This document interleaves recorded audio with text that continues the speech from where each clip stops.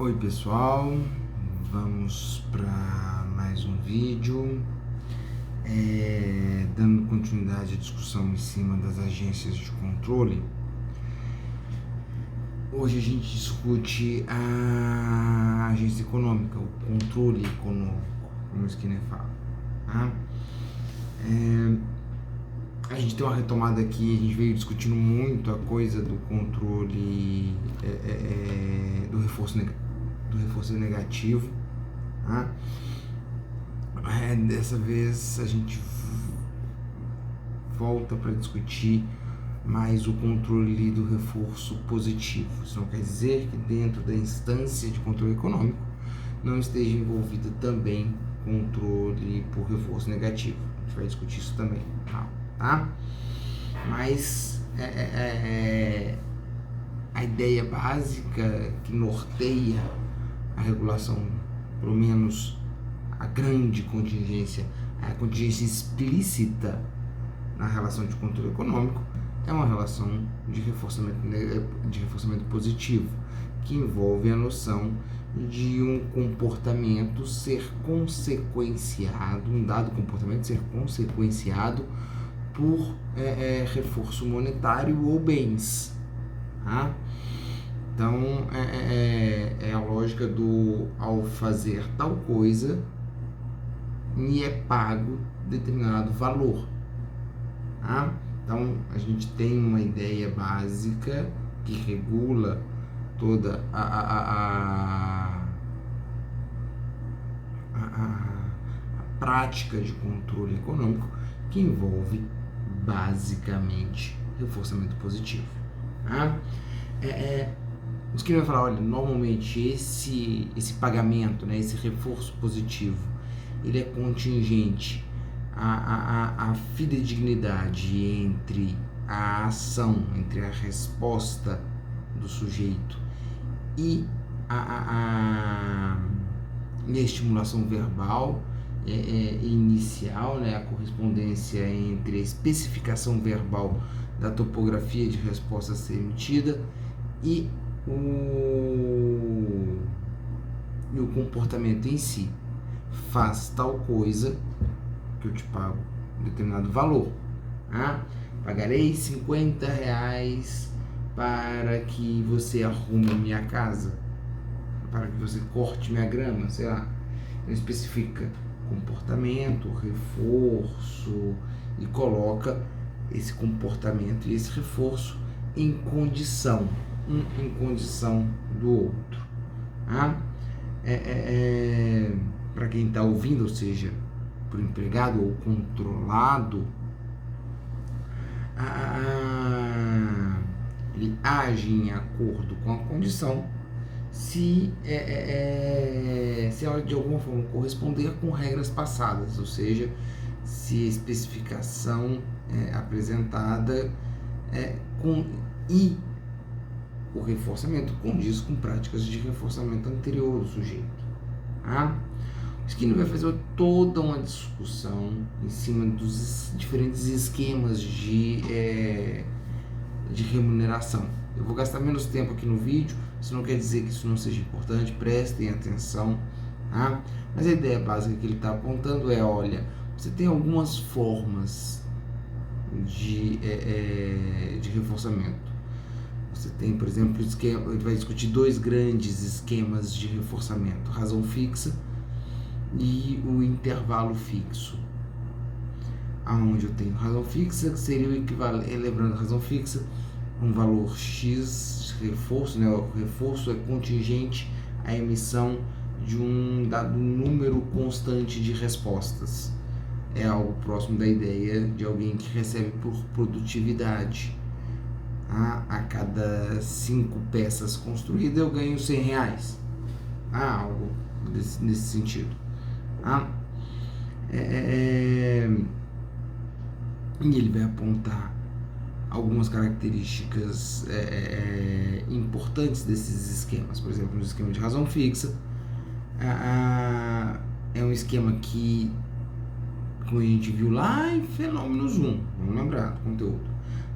O esquema de razão fixa é um esquema que a gente tem alta frequência de resposta. Então, essa alta frequência de resposta no campo econômico, eu chamaria isso de produtividade, geraria alta produtividade. Mas, por outro lado, essa alta produtividade, essa produtividade exacerbada pode ser problemática, pode gerar altos índices de comprometimento. Se eu estou falando, por exemplo, de um comportamento mais físico, eu posso acabar levando a um comprometimento físico desse sujeito em função de uma repetição exagerada de comportamento que é decorrente desse esquema. Ou seja, ele é um esquema eficiente, ele pode ser eficiente demais, passando a ser ineficiente. A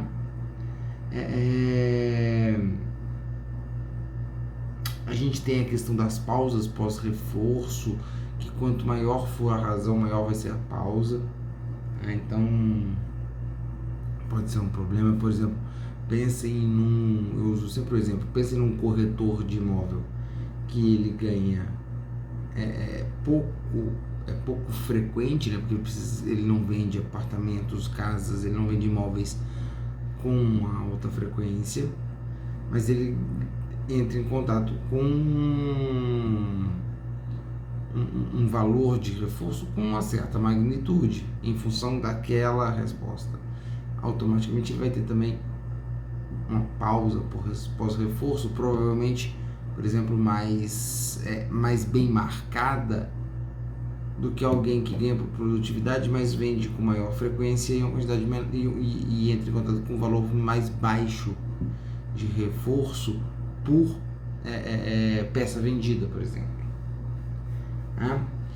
Eu vou falar, olha, um outro esquema que é provavelmente o mais comum, principalmente para nós aqui no Brasil, é o esquema de intervalo fixo, que envolve entrar em contato com reforço de tempos em tempos, então semanalmente, mensalmente.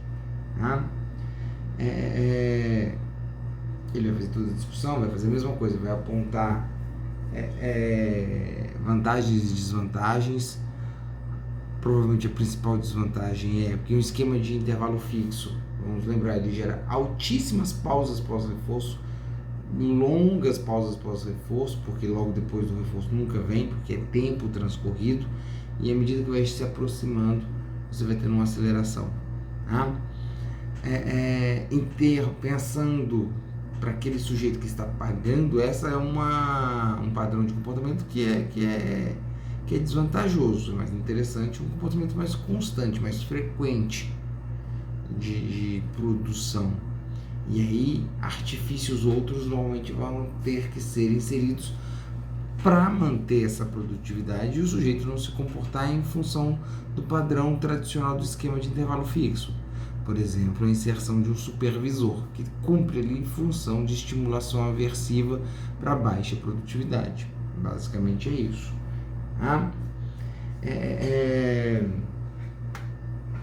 E aí ele tem como principal fonte de controle a ameaça, por exemplo, de demissão. E aí a gente volta, olha, tá, beleza, reforço positivo, mas não é tão simplesmente reforço positivo, porque o que eu tenho? Eu passo a ter um organismo que se comporta em função desse reforço positivo, logicamente, mas também em função do reforço negativo, que diz respeito ao risco de perda desse reforço, ou seja, a retirada da ameaça de demissão. Eu queria fazer até uma analogia bacana, de falar, olha, na hora que eu tenho esse evento aversivo e o sujeito trabalha para não entrar em contato com ele, a minha separação para um sistema escravocrata não foi tão grande assim, porque eu tenho um sujeito que é o escravo que se comportava numa condição de trabalho basicamente para se esquivar de açoite, de morte ou coisas do tipo. O assalariado, hoje em dia, se comporta dentro de lógica muito semelhante.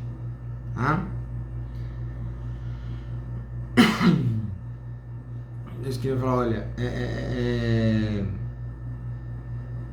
você acaba que vai ter, por exemplo, esquemas combinados, FI com FR. O sujeito tem um salário dele, mas ao mesmo tempo recebe por produtividade.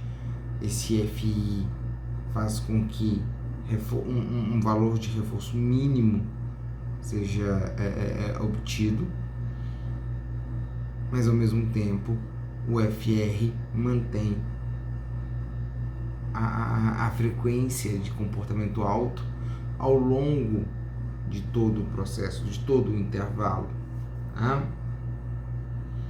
Beleza, ele vai discutir esquemas variáveis, falando, o esquema variável é mais complicado, porque eu trabalho e hora eu recebo, hora eu não recebo, é mais difícil implementar esquemas desse tipo nesse contexto, tá? A não ser que eu use isso como, por exemplo, um reforço de qualidade de trabalho, os tais bônus. Aí essa variabilidade passa a não ser mais um grande problema.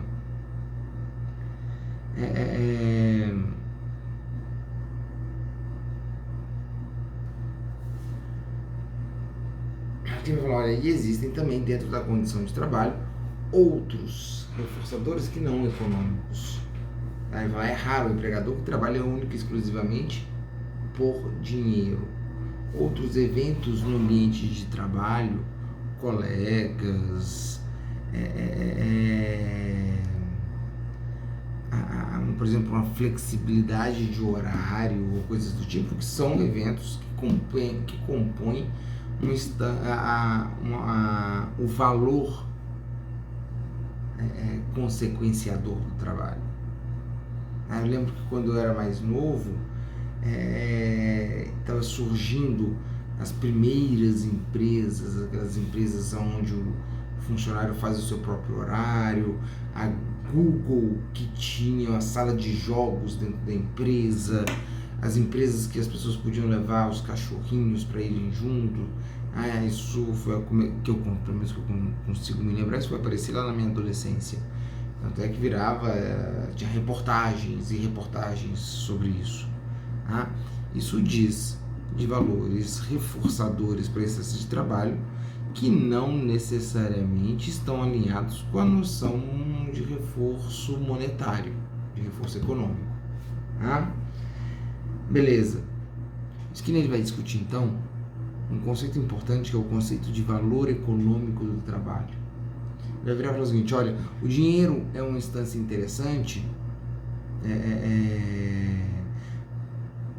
porque ele me permite colocar o comportamento do indivíduo numa escala. Ele me permite fazer comparações. Ele fala o seguinte, olha, a parte do meu comportamento de trabalho que está alinhado, que é mantido exclusivamente por reforço econômico, esse é um comportamento que muito provavelmente tem toda uma carga aversiva embutida nele. Porque se não fosse o valor econômico do trabalho, o reforço econômico, esse comportamento não ocorreria. Eu fugiria daquele contexto, daquela situação. Ou seja, você tem ali elementos aversivos que vão ser suplantados pelo reforço monetário. E é justamente esse ponto de equilíbrio entre os valores reforçadores e o valor aversivo que o Skinner vai chamar de valor econômico do trabalho. Ou seja, é o menor valor reforçador necessário para que o comportamento ocorra independente da ocorrência de instâncias aversivas. Ou seja, é uma espécie de balanceamento.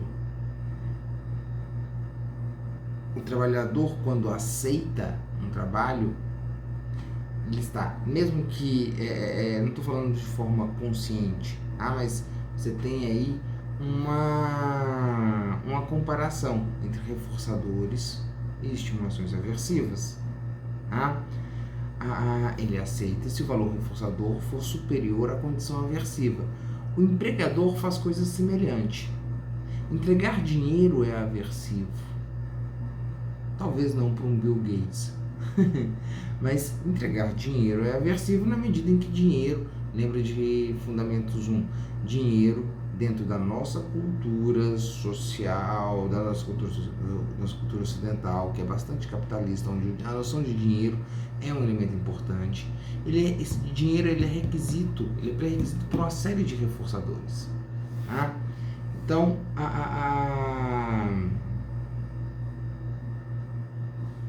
é nesse balanceamento desse valor, desse reforço econômico das condições aversivas que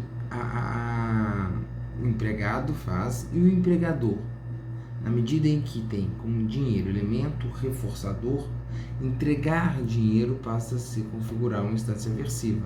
Por outro lado, a ação propiciada pelo trabalhador é reforçadora.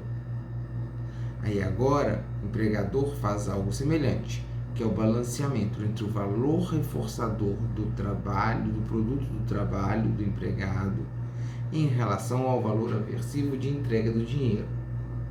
O empregador contrata na medida em que o valor aversivo de entregar o dinheiro não é superior ao valor reforçador da tarefa concluída. Tá?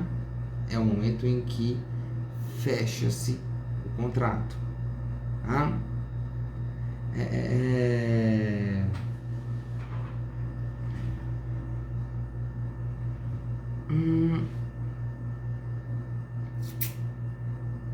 Essa relação ela vai depender, porque quando eu falo o empregado ele aceita trabalhar quando o valor reforçador monetário for superior ao valor aversivo do trabalho, e o empregador contrata na medida em que o valor reforçador do trabalho é superior ao valor aversivo da entrega do dinheiro, soa como algo muito bem equilibrado. Tá? Mas na verdade o que a gente tem é que esse fechar contrato, esse ser contratado, essa relação entre esses dois indivíduos, empregador e empregado, ela acontece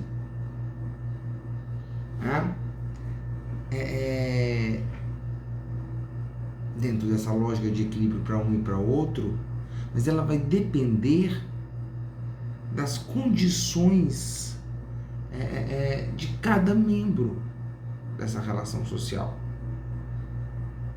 Até que ponto, quais são os níveis de privação de um dos envolvidos, qual é a quantidade de dinheiro que cada um possui. Alguém que tem pouquíssimo recurso financeiro, que passa fome, muito provavelmente ele se submete a determinados comportamentos em função dessa condição, que faz com que o valor reforçador monetário adquira um valor funcional para esse sujeito muito superior. Como assim? Se eu viro para um Bill Gates e falo: filhão, lava meu banheiro, eu te pago R$100, é pouco provável que ele vá lavar, porque ele não se encontra numa condição onde R$100 supra, enquanto valor reforçador, a condição aversiva de lavar meu banheiro. Por quê? Porque ele não se encontra, o Bill Gates não se encontra em condição aversiva dependente da ausência de dinheiro. Por outro lado, alguém em extrema condição de pobreza aceita esse valor de R$100 para lavar meu banheiro sem grandes problemas. Por quê? Porque esses R$100 tem uma magnitude reforçadora muito mais alta em função da condição de privação do sujeito. Tá? Isso que ele vai discutir dentro da relação econômica, não apenas a relação empregador-empregado. Ele vai discutir também a relação de compra e venda. Tá? A transação básica é muito semelhante à transação da relação de trabalho. Faça isso que eu te dou tanto. Na verdade, o faça isso aqui agora me entregue tal bem, tal produto, que eu te entrego X dinheiro. Tá? Ou me entregue X dinheiro, que eu te entrego tal produto. Tá? Ou seja, você tem aí a expressão de uma contingência, propriamente dito. Faça isso que tem tal efeito. Tá? Essa relação, essa condição vai se estabelecer a partir de toda uma extensa história de condicionamento econômico, tá? Que envolve a perda de reforçadores em detrimento do ganho de outros reforçadores, porque eu estou entregando dinheiro, mas estou recebendo alguma outra coisa. Tá? Então, eu tenho que ter sido submetido a um treino que permita com que hoje eu seja capaz de entregar dinheiro e receber um bem. Tá? As trocas de brinquedos entre crianças, quando estão brincando juntas, cumprem um pouco esse papel de estabelecer controle sobre o processo de troca. Tá? Uma negociação, ela vai envolver basicamente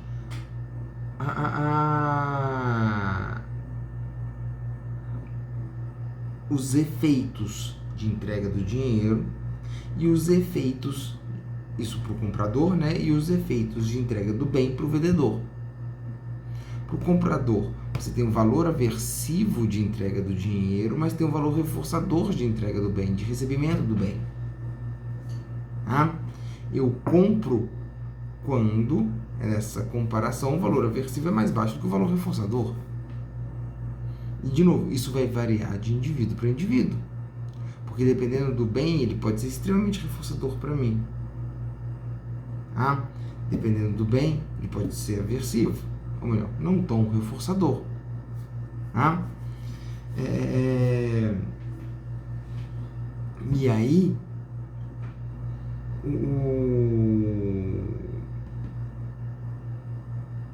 é nessa comparação que eu compro. O vendedor me vende também nessa comparação. O quão aversivo é entregar o bem em comparação ao quão reforçador é receber o dinheiro. O acordo se fecha quando o bem é mais reforçador do que aversivo, entregar o dinheiro para o comprador, e ao mesmo tempo a entrega do bem é mais reforçadora do que é aversivo.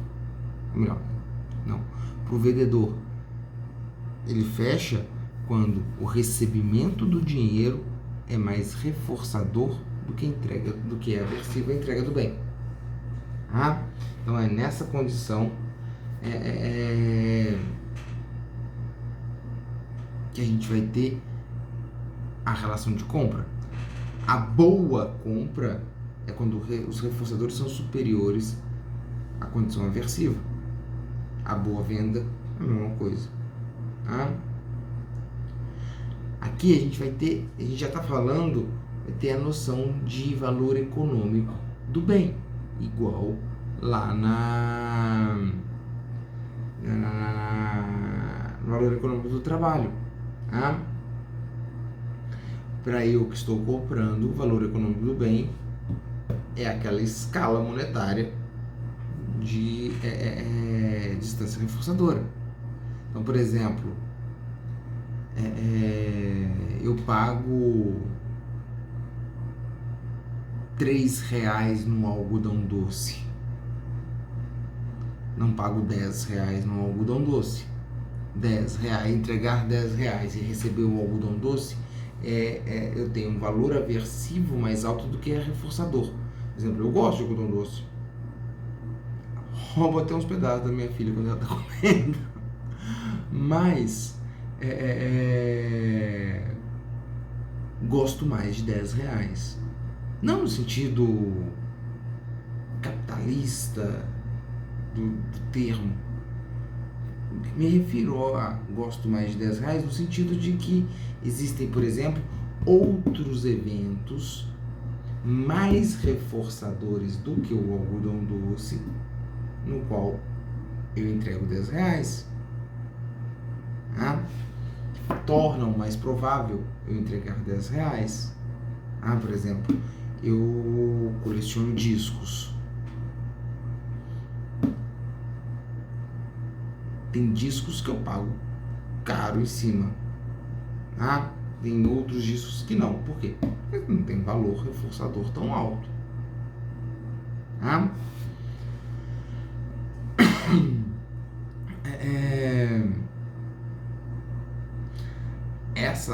Então, nesse valor econômico do trabalho que a compra ou a venda acontecem. É lógico, da mesma forma que no trabalho, eu estou falando valor econômico do bem, desculpa. Da mesma forma que no trabalho, essa relação se concretiza em função de características pessoais. Na relação de compra e venda, a mesma coisa. Por exemplo, meu estado de privação altera o valor econômico do bem. Todo mundo que já foi no supermercado estando com fome sabe muito bem disso. Sua compra vai sair muito maior do que se você estivesse alimentado, por exemplo. O tanto de dinheiro que eu tenho disponível, por exemplo, por mais que um determinado disco seja reforçador, eu não vou pagar R$300 nele, em função da minha condição. Se eu fosse um cara que recebesse 10 vezes o que eu recebo, talvez eu pagasse R$300 ou até mais no mesmo disco.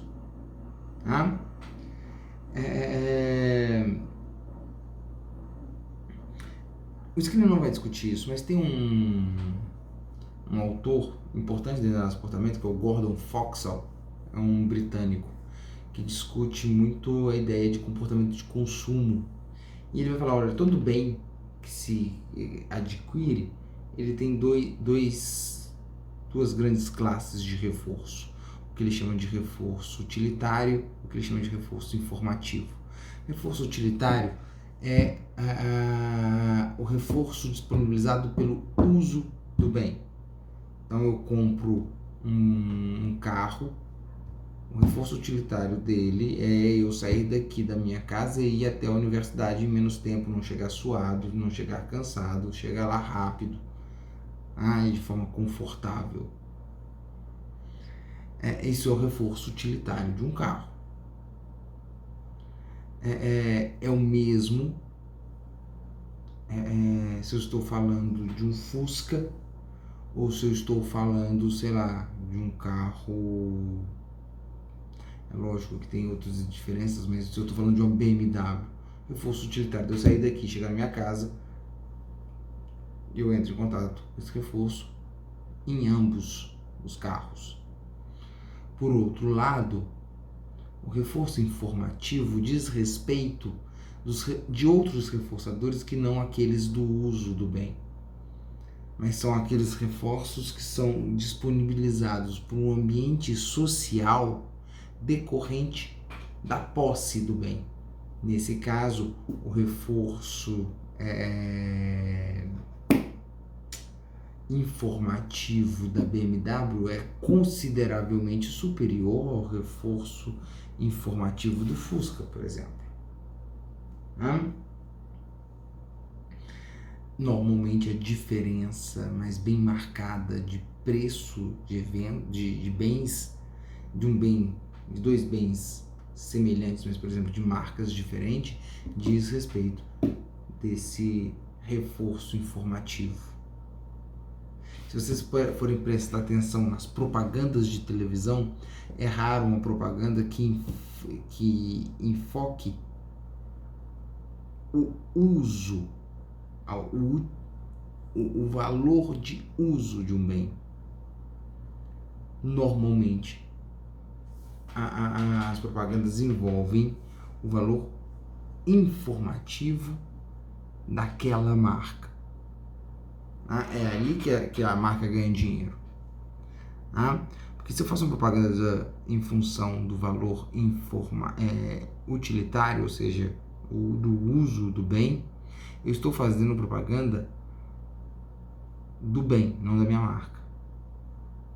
Se eu faço uma propaganda, use desodorante porque tira o mau cheiro. Eu que sou proprietário, sei lá, da Dove, ao fazer essa propaganda, eu estou fazendo propaganda para todas as marcas de desodorante.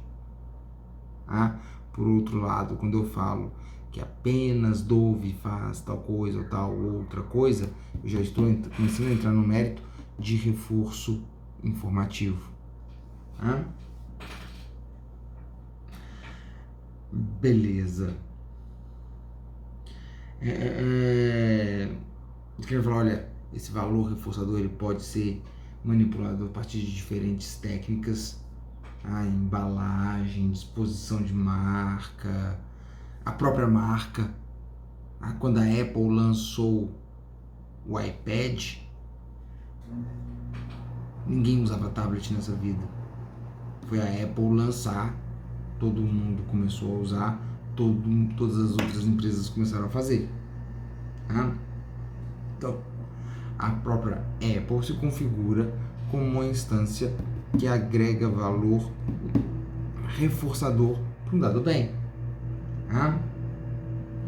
As estratégias de venda, por exemplo, quando eu venda por crediário, dividir no cartão, eu torno esse valor aversivo da entrega do dinheiro menos aversivo. E com isso o valor reforçador do bem amplia.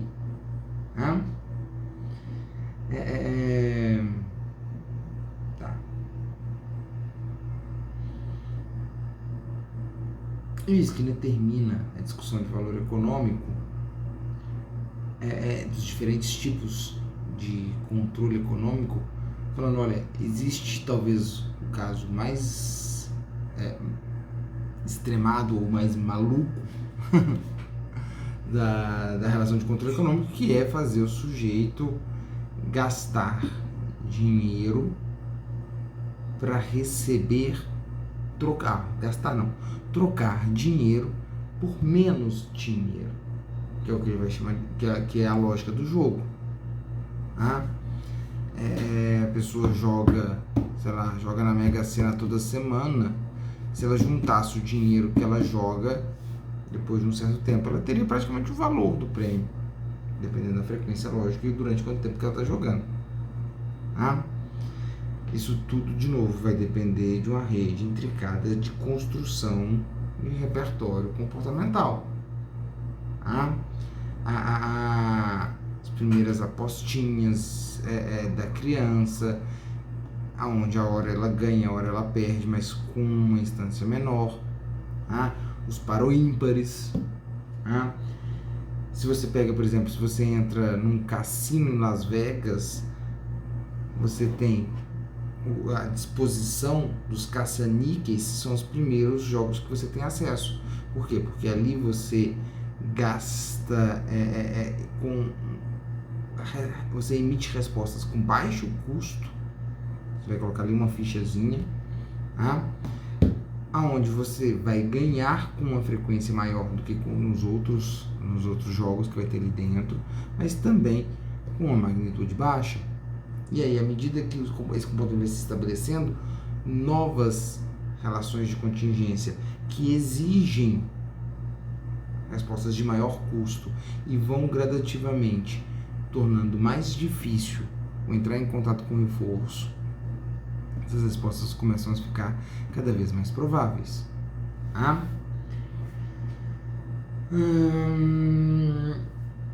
Tá. Pra gente finalizar, você quer falar, olha, a agência econômica ela é basicamente composta por aqueles que dominam o controle econômico, ou seja, basicamente aqueles que detêm dinheiro. Pode ser um sujeito, pode ser um conglomerado. Basicamente, vai se definir por um indivíduo que usa de reforço econômico como forma de exercer controle sobre comportamentos que vão gerar mais poder de controle econômico. Então, eu te dou dinheiro para você me fazer ganhar mais dinheiro e com isso ser capaz de exercer ainda mais o controle. Tá? Isso é o que o Skinner vai chamar de composição da agência econômica, né? E que vai definir a agência. Só que, de novo, como a gente já veio falando, a gente tem alguns elementos que tornam essa uma estratégia de controle extremamente poderosa. Primeiro, estamos falando de reforço positivo e não mais tanto de reforço negativo. Reforço positivo é mais eficiente no controle de comportamento. Um ponto. Tá? Outro ponto, que é o fato do valor do reforço utilizado, tá? Ser um evento que é requisito para a entrada de contato com uma série de outros reforçadores. Então, dinheiro é uma instância reforçadora por essa relação. Por fim, a condição socioeconômica dos indivíduos na nossa sociedade, eu não estou falando aqui só de Brasil, no mundo, é bastante precária. Isso faz com que os sujeitos se submetam a uma série de relações controladoras em função de valores de reforço, às vezes muito baixo. Tá? Então, a possibilidade de um controle exacerbado, de um controle nocivo, é muito alta, porque o tipo de contingência manipulada aí faz com que o indivíduo controlado seja muito suscetível, né? E aí, outras instâncias sociais inserem possibilidades de contracontrole, né? Que é forma de tentar reduzir a possibilidade da agência econômica usar de forma nociva o controle. Né? Por exemplo, o próprio grupo classifica o uso excessivo de riqueza como errado e o comportamento caridoso como certo. Já temos aí um elemento. Há também o contracontrole exercido por agência governamental e agência religiosa. Acúmulo de riqueza entendido como um pecado para uma parcela grande das agências religiosas, não para todas. Tá? E a agência governamental cria mecanismos que dificultam isso. Por exemplo, estabelecendo salário mínimo, estabelecendo condições de férias, impedindo, por exemplo, grandes conglomerados de exercerem monopólio e com isso ter condições de exercer controle de forma bastante egoísta, no sentido lá do controle grupal, tá? Então, essas são estratégias de contra-controle para de alguma forma tentar minimizar a possibilidade da agência econômica exercer um controle exacerbado. Beleza, pessoas? Ficamos por aqui. Até o nosso próximo vídeo.